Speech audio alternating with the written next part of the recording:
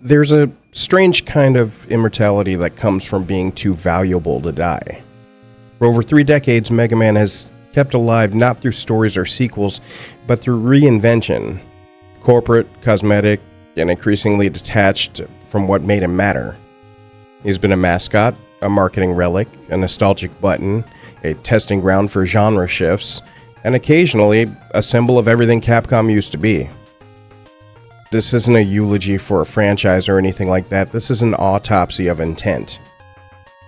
Megaman began as a character who grew stronger by learning from his enemies. Every victory was a lesson, every defeat a blueprint. But somewhere along the way, that concept got turned inside out. Instead of the hero adapting to the world, it was the world adapting to him. To new audiences, new trends, new strategies. Each reboot promised a revival. Each rebrand promised a modern relevance. And each one quietly erased another piece of his original identity. Corporate storytelling thrives on reinvention. A company needs to keep its icons visible to translate nostalgia into numbers. But when reinvention becomes routine, when the blueprint is redrawn too many times, the result is not evolution. It's amnesia. Mega Man's history is a story of how a symbol of adaptability became a victim of it. This is a tale of Capcom's lethal rebranding. A story not about one game or one man, but about what happens when a company believes that keeping a character alive means constantly tearing him apart.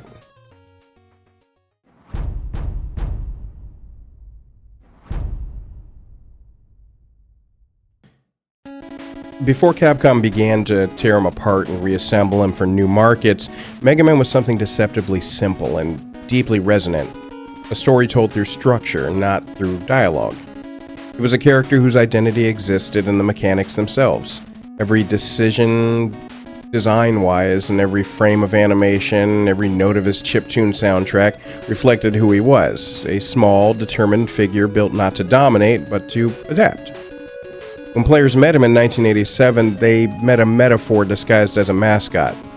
His ability to steal a boss's weapon was not a gimmick, it was a reflection of how he, and by extension the player, survived.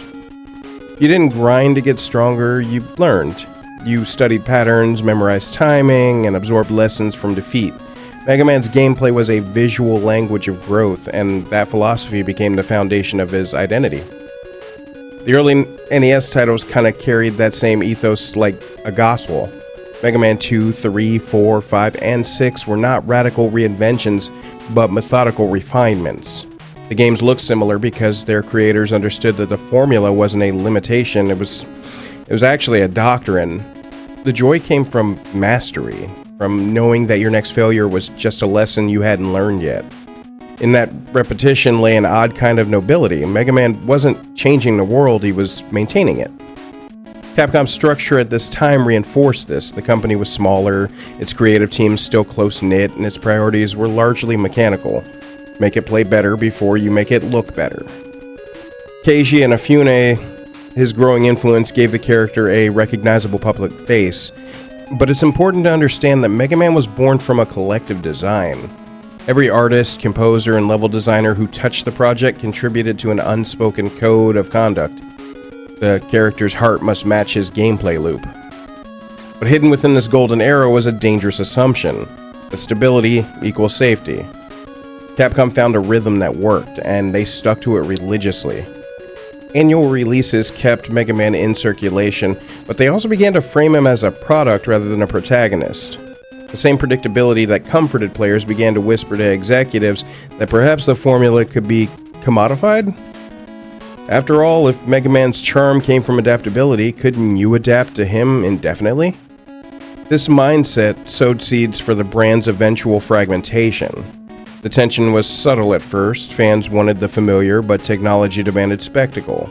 Super Nintendo was redefining visual storytelling. Franchises like Metroid, Final Fantasy, Street Fighter II, they were all evolving into narrative and cinematic experiences.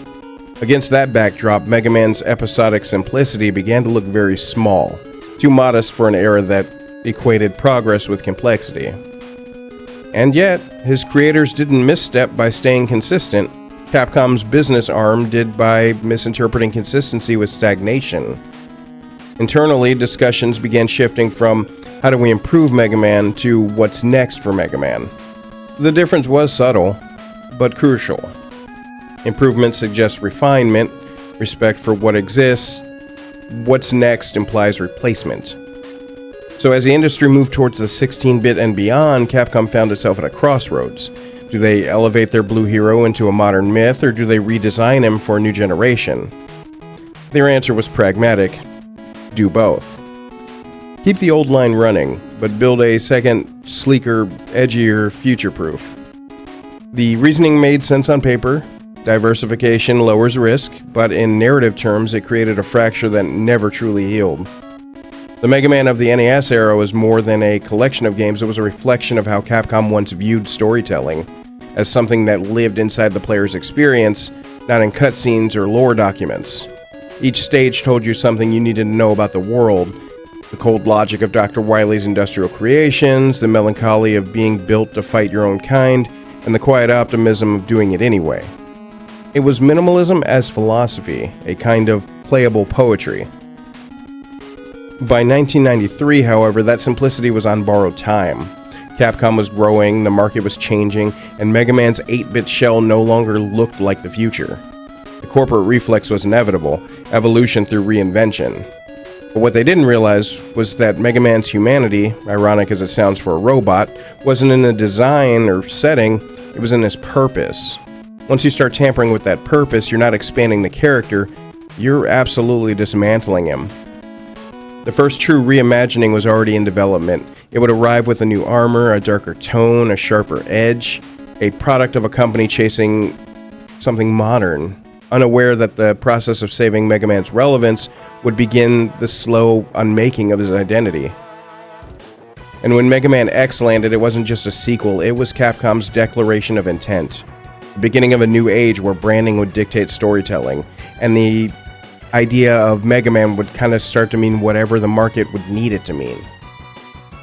When Mega Man X hit the Super Nintendo in 1993, it felt less like a sequel and more like a manifesto. The pixel art was sharper, the tone was darker, the stakes grander. For the first time, Mega Man's universe wasn't simply a mechanical loop of order and disruption, it had history. The X didn't just stand for a new protagonist, it symbolized a new corporate and creative ideology. Capcom had learned how to rebrand without admitting they were actually doing it. From a design standpoint, Mega Man X was an evolution. Faster mobility, wall jumps, dash mechanics, armor upgrades. Every edition built on the foundation of the NES originals. But narratively, it was a reinvention. Gone was the optimistic scientist versus madman dynamic, and in its place stood a morally gray world of AI warfare, extinction-level stakes, and questions about consciousness. Mega Man had been about problem-solving. Mega Man X was about surviving consequences. That tonal shift wasn't an accident either. Capcom understood that the market's hunger for maturity was there. The early 90s were defined by edgier icons. Sonic, Mortal Kombat, Final Fantasy VI, Street Fighter II Turbo. Everything was faster, louder, more grown up. The company needed Mega Man to evolve without alienating its audience. The solution was clever. Don't replace him, evolve him by proxy. Introduce a new robot, a descendant, a spiritual successor, and call him X. The original could remain, frozen in time, while the new face could chase cultural relevance. This approach allowed Capcom to have it both ways, preserve nostalgia while courting the future. But it also kind of split the soul of the character, though. Mega Man had represented a childlike curiosity, and X represented the burden of awareness. They weren't two heroes in one lineage, they were two conflicting ideologies wearing the same armor, and the split would actually haunt every future reimagining. Internally, the move was celebrated as a masterstroke of longevity. The SNES era demanded cinematic storytelling, and Mega Man X most certainly delivered. The intro stage taught movement and narrative simultaneously. No words, just tone. Zero Sacrifice carries a weight no previous entry had attempted. The soundtrack swapped the chirper melodies of the NES for industrial rock, kind of mirroring the shift from youthful optimism to existential dread. It was artfully done, and it most certainly worked. But the success of X taught Capcom the wrong lesson. They saw sales validation, not thematic refinement. They believed that the key was the rebrand itself, not the creative restraint that made it coherent. Within Capcom, the question became, what's next after X, rather than what can we learn from X? The franchise within a franchise model began to take shape. The company had discovered a replicable pattern. Take a familiar name, give it a new tone, attach a subtitle, and then call it Evolution. The strategy worked short-term, but fractured the mythology long-term. To players, the world of Mega Man is now multi-generational, but to Capcom, it was a portfolio. Classic Mega Man appealed to retro fans. X targeted the teenage demographic. The character had become modular, his identity sliced into market segments. It wasn't malicious or anything like that, but it was business. But business decisions have narrative consequences, to be fairly honest. And yet, for all its strategic intent, Mega Man X still carried genuine artistry. The melancholy of Dr. Light's holograms, the self-awareness of X's doubts, the tragic nobility of Zero, these were all emotional layers that kept the story grounded. The developers hadn't yet succumbed to a full brand commodification. They still believed they were expanding an idea, not overriding it. But the groundwork and brand fatigue had been laid. By the time Mega Man X3 released, the cracks were visible. The narrative grew more complex but less personal. The focus shifted from clarity of purpose to escalation. More Mavericks, more explosions, more Zero appearances, more everything. It was the first sign of what corporate storytelling often does to long-running icons. They mistake volume for value. The irony is that Mega Man X succeeded precisely because it had respected its origin's simplicity. X still learned through failure, he still adapted, the framework of self-improvement remained intact. What changed was why he fought. The blue-collar charm of a maintenance robot cleaning up after his creator's mistakes had become the angst of a soldier questioning his existence, really. The transformation was compelling, but it marked the beginning of a slow drift away from accessibility towards alienation. By 1997, Capcom stood at the edge of a full franchise sprawl. Mega Man X4 was already venturing into anime territory, lavish cutscenes, voice dialogue, overt melodrama. It was the culmination of what the company believed modernization should have looked like. Flashier visuals, grander tone, and more narrative spectacle. But in chasing that, they lost the quiet universality that made the Mega Man series timeless. The X era proved two things at once. The evolution could elevate a franchise for sure, and that reinvention could quietly erode it. For the first time, the character no longer belonged entirely to his mechanics or his creators. It belonged to the market, and the market was hungry for reinvention, not reflection. Capcom had succeeded in keeping Mega Man alive. Congratulations. But for the first time, it wasn't clear who he was anymore. If Mega Man X was evolution, then the late 90s were a mutation. Capcom's new obsession wasn't just with keeping the brand alive, it was with seeing how far they could stretch it before it snapped. The gaming landscape was transforming rapidly. The PlayStation had shifted expectations towards 3D graphics, cinematic storytelling, and emotional depth. Every mascot from the 8-bit and 16-bit era was either adapting to the new paradigm or being left behind. For Capcom, Mega Man couldn't just survive, he had to reinvent himself for an entirely new medium. But instead of letting the character grow, Capcom chose to reshape him. Repeatedly. The result was Mega Man Legends, a bold experiment and the first time Mega Man truly felt like a stranger in his own skin. The pixel art hero of side-scrolling precision was reimagined as a cel-shaded adventurer in a fully 3D world. The tone was lighter, the pacing slower, and the narrative more human than robotic. It's one of my favorite games, don't get me wrong. It was innovative, it was deeply charming, but it represented a seismic shift in his identity. The mechanical purity that had defined Mega Man's storytelling over the decade was replaced by dialogue-driven world-building. For the first time, Mega Man wasn't defined by how he played, but how he spoke. From a creative standpoint, Legends was ambitious, to say the least. It expanded the mythology, reimagined Dr. Light and Wily as distant relics of a forgotten civilization, and it cast Mega Man as a relic of his own past. But behind the artistry was corporate intent, repositioning the character to fit the 3D adventure boom that titles like Mario 64, Tomb Raider, or Ocarina of Time had popularized. Capcom was not wrong to evolve. The medium was changing, but their execution revealed a deeper misunderstanding. They weren't evolving Mega Man's identity, they were swapping it out entirely and then slapping the same name on top of it.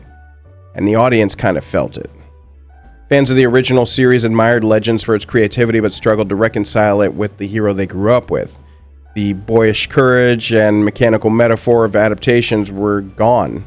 In their place stood an almost mythic protagonist exploring ruins, chasing mysteries, and saving the world that didn't resemble his own. The gameplay was great. It really was, the story endearing, but it's the DNA that was diluted. Capcom had achieved a technical success and a brand identity crisis at the same exact time. Then came the expansions. Mega Man X 4, 5, and 6 overlapped with the release of Legends, while the classic series was quietly shelved. Its once annual pulse now intermittent. Capcom's strategy was diversification through saturation. If one version of Mega Man didn't hit, another would. In a boardroom, it looked like flexibility. To fans, it was just confusing. The problem wasn't the creativity, it was the lack of stewardship. Each development team worked on their own version of Mega Man as if it existed in a vacuum. The X team pursued tragedy and consequence. The Legends team chased exploration and charm. The classic team, when they were allowed anyway, leaned into the nostalgia.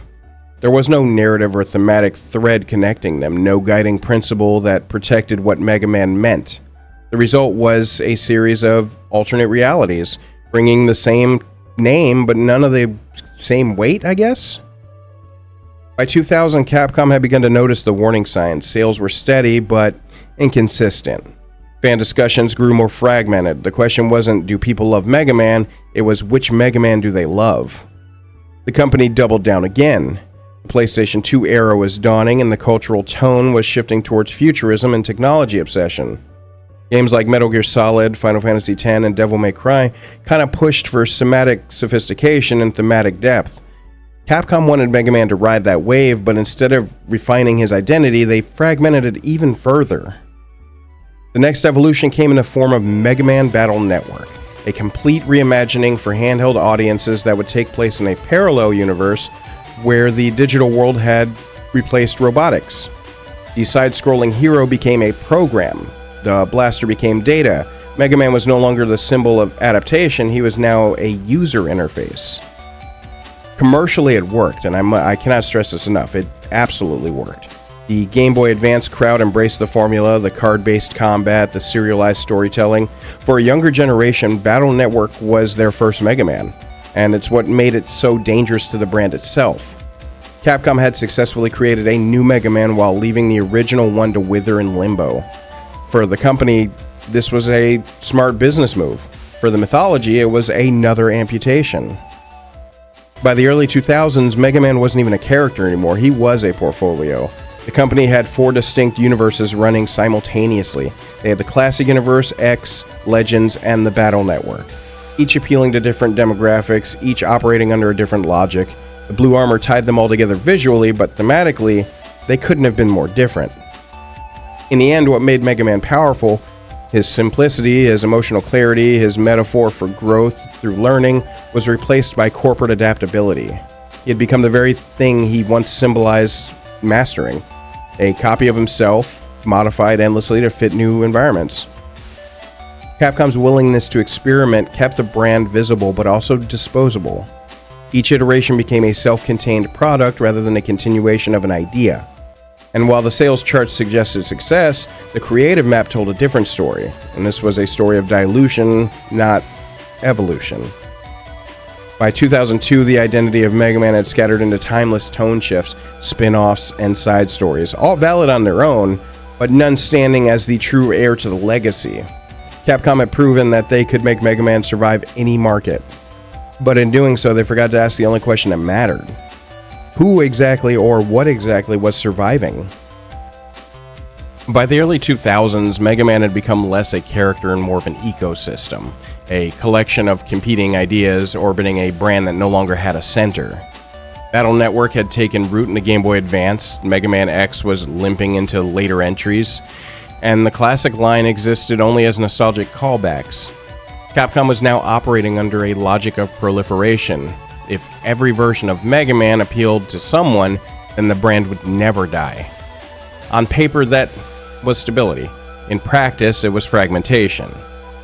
Each series now carried its own tone, timeline, and interpretation of what Mega Man meant. The original had been an optimistic reflection of persistence, a small hero standing against an endless repetition. The X series had reinterpreted that struggle as a tragedy of technology and sentience. Legends offered a romantic exploratory twist, while Battle Network digitized the concept entirely, turning it into a metaphor for the internet age. The once unified metaphor of adaptation had splintered into competing definitions of identity, each rooted to fit a different demographic. Capcom's internal logic was simple: the market was expanding, and the franchise could expand with it. Each console generation brought a new wave of fans, and those fans didn't need to know about the past. They just needed to recognize the helmet, the blaster, and the shade of blue. Mega Man had become modular, a skin that could be stretched over any genre, tone, or platform. Nowhere was this more visible than Mega Man X Command Mission. Now, Command Mission was Capcom's boldest and perhaps most revealing attempt to modernize the X community. In a move that puzzled and intrigued fans, the studios reimagined its aging action series as a turn-based RPG. No more precision jumps, no more twitch reflexes. In their place were menus, stat systems, and party management. The tone kind of leaned towards the Final Fantasy melodrama, with colorful allies, sprawling dialogue, and long monologues about destiny. It was a great game. I loved it. It is my guilty pleasure, hands down. It is not praised enough. In fact, Command Mission had flashes of straight creativity. The art direction was striking, the stylized armor design, the cinematic ambition. Its story delved into political rebellion and moral decay. These themes had simmered in the X games, but never had been fully explored. Yet the shift revealed something deeper about Capcom's creative mindset. They no longer believed Mega Man's mechanics were sacred, to be fairly honest. Instead of evolving the formula, they were willing to abandon it entirely. For the first time, the word Mega Man didn't automatically imply what the gameplay would feel like. You couldn't assume speed, rhythm, or platforming mastery. The character's meaning had been decoupled from the design language. It had become a visual brand, a symbol that could be grafted onto any system as long as the color scheme and name remained intact. Command Mission was also sympathetic of Capcom's larger identity crisis. The company was entering an era defined by experimentation, sometimes visionary, sometimes absolutely reckless. Around the same period, Capcom was reinventing itself across new fronts. Resident Evil was moving to an over-the-shoulder realism, Devil May Cry was defining a new kind of spectacle, and Onimusha was courting cinematic storytelling. Each franchise had a clear evolution path. Mega Man, by contrast, was being routed through a labyrinth of what-ifs. The corporate justification was easy to see. The mainline X games are struggling under diminishing returns. X6 had been poorly received due to its rushed design, and X7's half-hearted attempt at 3D platforming had become a cautionary tale on how to not modernize a 2D icon. Capcom needed a way to prove Mega Man could still be relevant in the PlayStation 2 era, and Command Mission was the test case. But in proving that Mega Man could fit any mold, Capcom also demonstrated that he no longer stood for anything. By this time, 4 separate Mega Men existed in active rotation. You had your classic, which, was a nostalgic callback. You had X being the darker, edgier ongoing saga. You had the surprise hit of Battle Network. And then you had the Zero series, which was a spin-off that inverted the hero-villain dynamic entirely. And while each universe had passionate fans, none carried the weight of the original's clarity. Each was competing for legitimacy. Each felt canonical to someone, but definitive to no one. From a brand perspective, Capcom had achieved what most corporations dreamed of: total adaptability. From a storytelling perspective, they had created an existential crisis. The character's central metaphor, growth through learning, had been stretched across so many timelines that it no longer held meaning. What was Mega Man learning now? What was he adapting to? In Command Mission, he wasn't learning from his enemies anymore, he was farming experience points. The transformation from student of conflict to statistic-driven adventurer wasn't a failure of creativity, it was a natural endpoint of corporate logic. Reinvention, when repeated endlessly, stopped being innovation and instead becomes erosion. Meanwhile, the Battle Network franchise continued to thrive. It was serialized and perfectly tuned for a younger audience. It even spawned an anime series and a merchandise line. Capcom's executives could point to the numbers and call the brand healthy. But the truth was harder to quantify. The company had traded identity for reach. By 2006, Mega Man existed in so many realities that his legacy began to feel weightless. The classic games were museum pieces. X had de-evolved into diminishing sequels. Battle Network was nearing exhaustion. Command Mission had proven that even a complete genre transplant couldn't resurrect the brand's creative soul. Capcom had mastered reinvention, but not reflection. They could adapt Mega Man to any era, any console, and any audience, but the more they changed him, the less he meant. And in the background, a silent truth was emerging. Keiji, the man most associated with the franchise, was growing restless. His frustrations with Capcom's creative process were mounting, and soon his departure would ignite the next and most devastating transformation in Mega Man's history. By the mid-2000s, Capcom's relationship with Mega Man was no longer creative, it was custodial. The character existed but no longer inspired. Each division within the company had their own version of him, each operating under their own set of rules. Sales were stable, fan loyalty steady, but the soul was gone.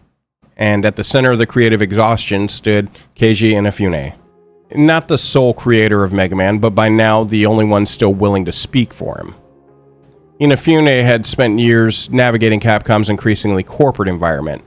Once a studio culture built around designs and programmers, Capcom had evolved into a publisher focused on risk management, brand longevity, and market forecasting. Mega Man ironically had become the case study for how not to take risks. Each new iteration was greenlit on nostalgia or familiarity, not necessarily innovation. Inafune's frustration grew with every project cycle. He wasn't blind to Mega Man's decline, he lived through it.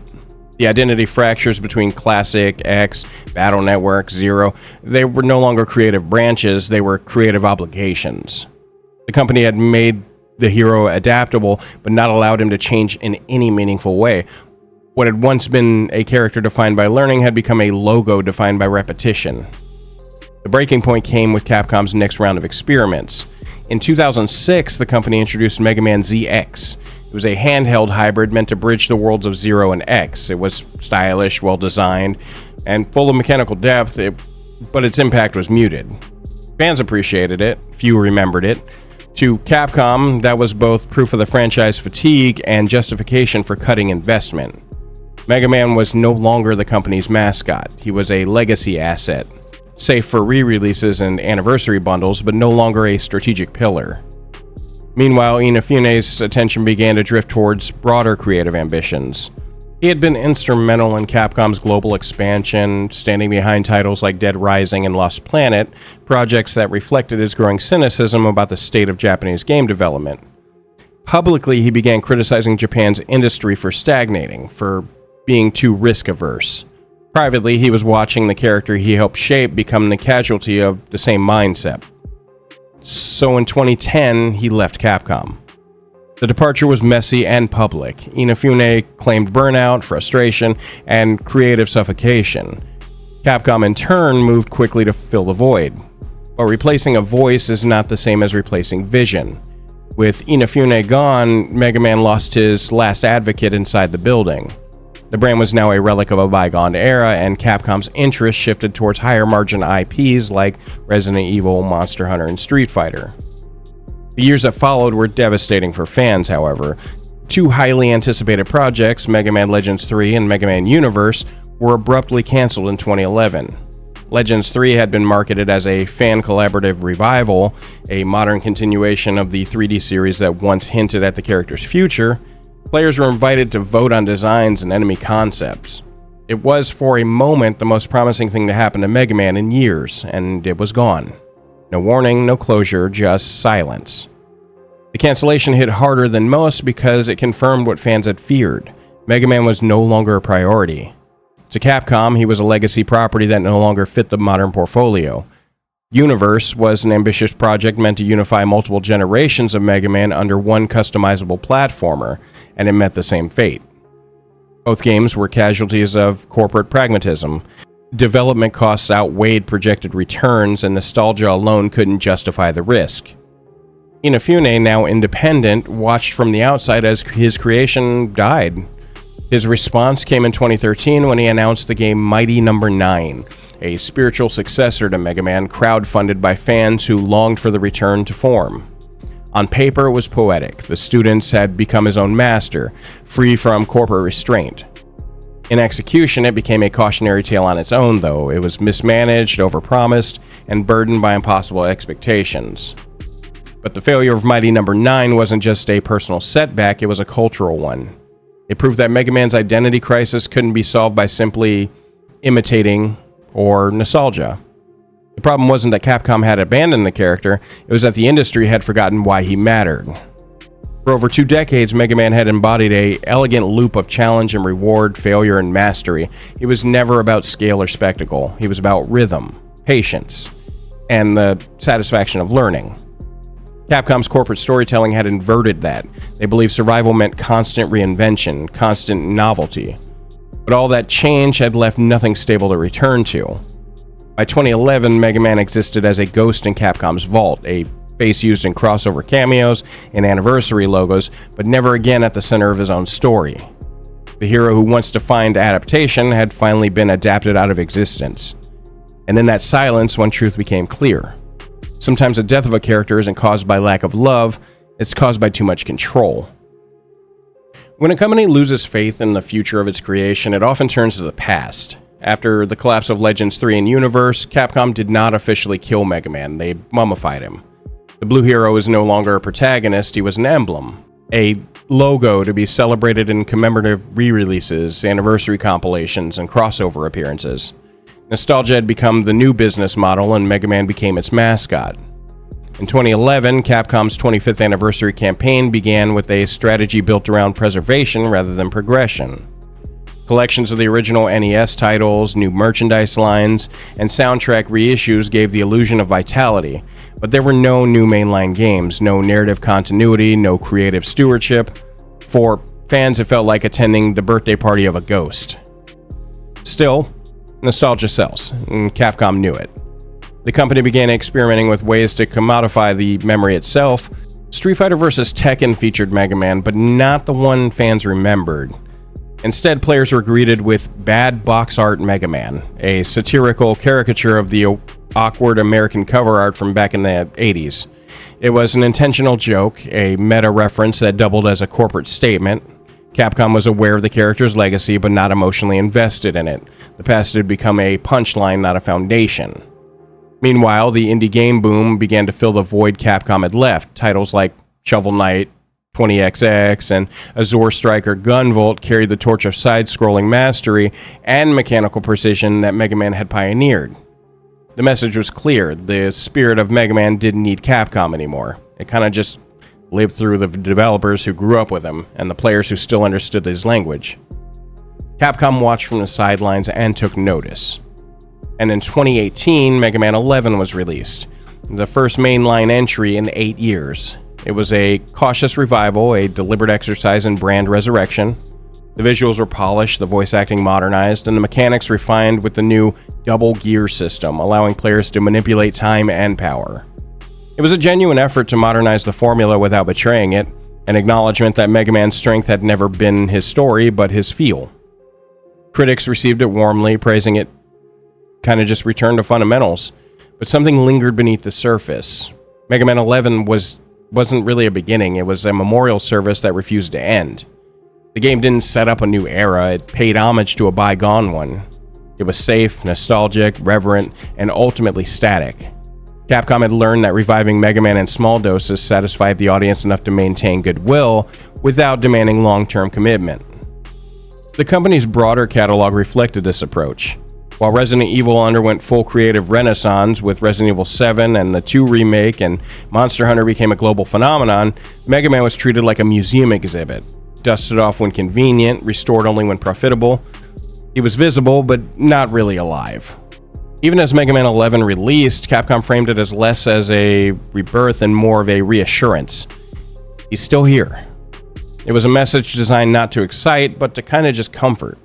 The The emotional tone had shifted from celebration to sedation. The brand was being managed, but not nurtured. Throughout this period, Capcom's marketing leaned heavily on heritage. They licensed the character for crossover titles like Super Smash Bros., Marvel vs. Capcom Infinite, and mobile games, but avoided building new continuity or expanding lore. Each appearance was a reminder of what Mega Man used to be, never a promise of what he could become. What's striking about this era, though, is how corporate nostalgia replaced creative storytelling. Capcom's internal calculus was sound. Nostalgia is predictable, measurable, and low risk. New ideas are expensive and volatile. But nostalgia has a half-life. It buys time, not relevance. The company's restraint kept Mega Man from embarrassing himself, but it also ensured he'd never surprise anyone again. And in that controlled preservation lay the greatest irony. Mega Man had become the opposite of what he represented. He was built to adapt, but his parent company had locked him in amber. His identity as a symbol of progress had been replaced by one of regression. Every anniversary celebration reminded fans of the same truth. The hero who once evolved through conflict was now frozen by fear of failure. Capcom had proven they could keep Mega Man alive indefinitely through reissues, nostalgia, and minimal risk. But the question was no longer how long they could sustain him, it was kinda just why would they? Because somewhere between reverence and repetition, Capcom forgot that a legacy is not preserved by remembering what it was, it's preserved by daring to make it matter again. And in that realization, the stage was quietly set for Mega Man's final paradox, the chapter where survival itself becomes the slowest form of death. If Mega Man 11 was Capcom's attempt to prove the franchise still had a pulse, then the years that followed exposed the truth. The body was alive, but the soul was gone. What came next wasn't a continuation of purpose, but a long echo of one. Capcom had entered an era of brand management, not brand belief. And in that corporate afterlife, Mega Man became the perfect test subject for how far nostalgia could be stretched before it lost all meaning. The years following Mega Man 11 were eerily quiet. No sequels, no expansions, no forward movement. Instead, Capcom shifted towards a familiar strategy that had defined the last decade: replication. The Mega Man Legacy collections proliferated across modern consoles, repackaging nearly every major era of the character: Classic, X, Zero, ZX, and later even Battle Network. Each collection was polished, playable, and profitable. They sold the idea of completion, of having Mega Man's entire history at your fingertips. But history is not the same as identity. Each release reminded players of who he was, not who he is. The collections were beautiful tombstones, respectful, reverent, and unmistakably final. The blue armor gleamed, the soundtracks roared, and the menus overflowed with art and commentary. Yet beneath all that celebration, there was an emptiness Capcom refused to acknowledge. They were no longer building Mega Man's future, they were curating his past. It was a brand embalming disguised as fan service. And in the process, something remarkable happened. The audience changed. The modern gaming landscape, dominated by live service models, battle passes, and evolving content loops, had little room for a character whose entire identity was tied to self-contained mastery. Mega Man's rhythm of trial and error and improvement belonged to a different era entirely, one defined by patience and precision. Today's market values engagement and retention, not reflection and resilience. Capcom understood this. Rather than forcing Mega Man into an ecosystem that didn't suit him, they simply stopped trying. He appeared in crossovers, spin-offs, and mobile experiments, most notably the game Tekken and Mega Man Cross Dive or X Dive. I don't know. Anyway, but these weren't attempts to advance his mythology. They were reminders, digital postcards from a time when he mattered. X Dive was enjoyable, existed primarily as a mobile catalog, blending multiple timelines into a kind of meta collection of nostalgia where continuity no longer mattered. It was Mega Man as content, just not as a character. The tragedy wasn't neglect, it was overexposure without direction. Every version of Mega Man was now alive simultaneously, yet none of them were moving forward. The classic hero was locked in 2D land, X had no conclusion, Legends was forever unresolved, and Battle Network ended decades ago but still lingered in re-releases. Each incarnation existed in a state of suspended animation, a company preserving every past identity so it could sell them indefinitely, without ever really choosing one to evolve. From a corporate standpoint, it was brilliant. From a narrative standpoint, it was dismemberment. The irony is that Capcom already demonstrated through other franchises that legacy characters could be reborn without losing their essence. Resident Evil reinvented itself through tone, not abandonment. Street Fighter learned to modernize through iteration, not deletion. Both grew stronger by acknowledging their roots while evolving their systems and presentation. But Mega Man remained the exception, a legacy too complete to risk rewriting. Internally, the conversation seemed to shift from what can we do with him to what can we get from him. That mindset turned creativity into maintenance. The Blue Bomber was no longer a protagonist in Capcom's portfolio, he was a product SKU number, a revenue stream that demanded only preservation, not participation. And yet, despite that, the fanbase never died. The loyalty surrounding Mega Man has been one of gaming's most enduring phenomenon. Players still discuss his philosophy of learning, still remix his music, still speedrun his stages, still see him as the face of fair design and honest difficulty. The character continues to inspire not because of what Capcom does with him, but because of what he once represented. That's the ultimate paradox of corporate storytelling. When a company overprotects a legacy, it strips pretty much all of it of its vulnerability and what made it resonate. Mega Man's endurance should have been a testament of resilience, not an excuse for stasis. Every decision made to honor him after 2011 has only proven how little risk Capcom's willing to take with something sacred. In this hollow resurrection, Mega Man has become both immortal and irrelevant at the same time. He exists in anniversary live streams, crossover cameos, and endless compilations, a reminder that survival is not really the same as life. He's no longer a boy who learns and grows from failure, he's a franchise that refuses to risk it. And yet, perhaps unintentionally, Capcom's long inaction has turned Mega Man into something more profound, a cautionary emblem for all of gaming. He represents what happens when corporate guardianship replaces creative curiosity, when a company's greatest achievement is keeping something safe instead of keeping it alive. The most human character in Capcom ever created was never human at all. And now, like a machine powered on, but long since unattended, he keeps running, quietly, indefinitely, and without purpose. Mega Man did not fail because he changed too much. He failed because Capcom forgot why he was worth changing in the first place.